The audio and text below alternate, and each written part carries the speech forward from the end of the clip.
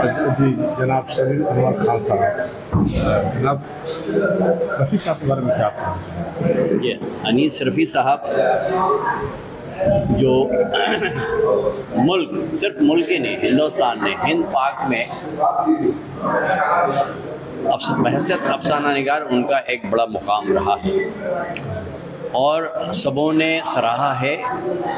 और सबसे बड़ी बात यह कि देखिए ऐसा है कि वो जो उन्होंने जो अफसाना लिखा है वो तो काबिल तारीफ़ है, लेकिन उसके साथ साथ उन्होंने नई नस्ल को अफसाना लिखने के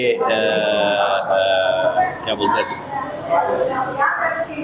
उसको, क्या कह सकते हैं, अफसाना लिखने वालों को गाइड किया।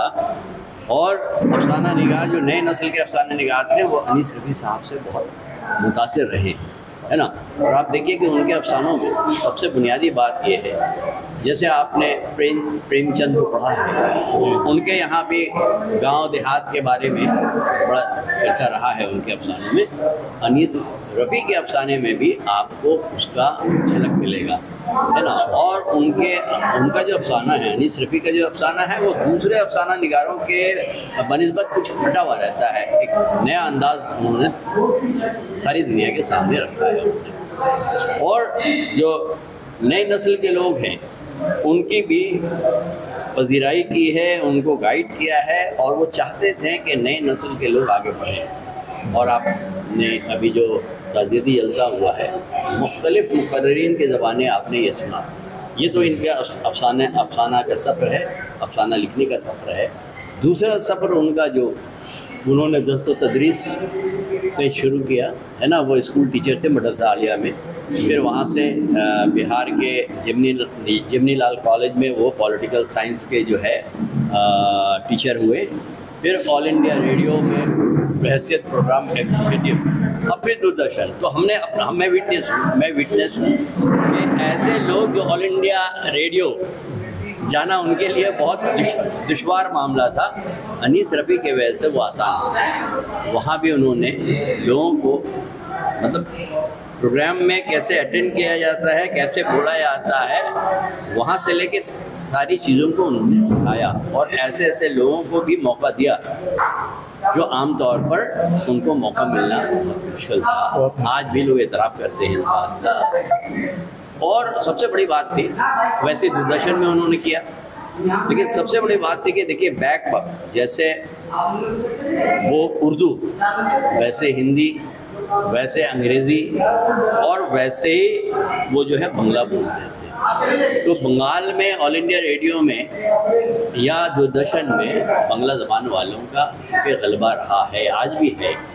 उसके दरमियान अनीस रफ़ी साहब ने, अनीसुर रहमान खान साहब ने जिस तरह से सबों को ले दे के जिस तरह से जिम्मेदारी निभाई है, और नए लिखने वालों को, है ना, चाहे वो अफसाना निगार हों, चाहे वो ड्रामा निगार हों, है ना, चाहे वो शायर हों, जिस तरह से उन्होंने मौका दिया है, ये जो रहनुमाई की है, इससे पहले इसका कोई नज़ीर नहीं था। तो काबिल तारीफ़ हैं वो, आज हम लोगों के दरमियान नहीं हैं। हम अल्लाह से यही दुआ करते हैं कि अल्लाह उनको मग़फ़िरत करते हुए जन्नत फिरदौस में आला दर्जात नवाज़े। इसी दुआ के साथ हम अपनी बात। अनीस रफ़ी साहब के बारे में आप क्या कहना चाहेंगे? अनीस रफ़ी मेरे अजीज़ थे, मेरे बहुत पुराने रफ़ीक थे, और उनकी अफसानों और उनकी ड्रामों और उनकी तख्लीक का मैं बहुत ही दिल से उसको पढ़ता था,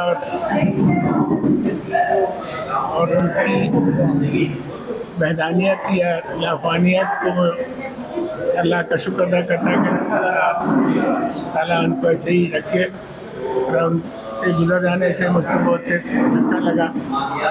साथी सज्जाद नज़र और ये फिरोज़ आबिद और ज़हीर अनवर और क्या नाम, मेरा ताल्लुक सज्जाद नगर से तो मैं नहीं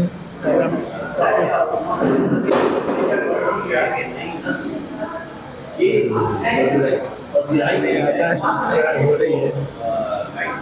आपने ये आज आपने अस्सलाम वालेकुम हाज़रीन। जी जी मैं मरहूम अनीस रफ़ी साहब के अनीस रफ़ी की प्रोग्राम में क्या करना हाँ ताज़ियती प्रोग्राम में आई हुई थी जो ईरान सोसाइटी में मुनक़्क़िद की गई। बहुत अच्छा प्रोग्राम था। अनीस रफ़ी के बारे में अगर पूछना चाहेंगे तो वो हमारा उनसे ख़ानदानी टर्म्स है। अच्छा ख़ानदानी उनके भाई के बच्चों को शमीम अनवर वगैरह को सज्जाद वगैरह को मेरे वालिद और वालिदा ने पढ़ाया था। मेरे सज्जाद के वालिद मेरी माँ के वो थे स्कूल के सेक्रेटरी थे। बहुत मतलब हम लोगों से बहुत क्लोज रहे हम लोग सब।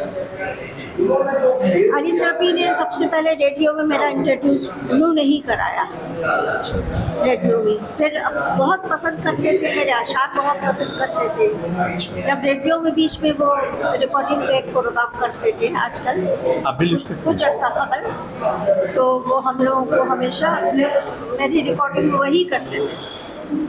मैं इंतज़ार में था रेहाना तुम्हारी रिकॉर्डिंग मैं ही करूँगा, कोई नहीं करेगा। इस तरीके से बहुत वो रहे। आखिरी में अभी उनकी वही थी नसीब अजीज़ी की बेटी की शादी, तो वो शीशे के इसमें बैठे थे अकेले तरह, कोई मतलब और भी लोग थे, उनकी शनाख्त कोई नहीं।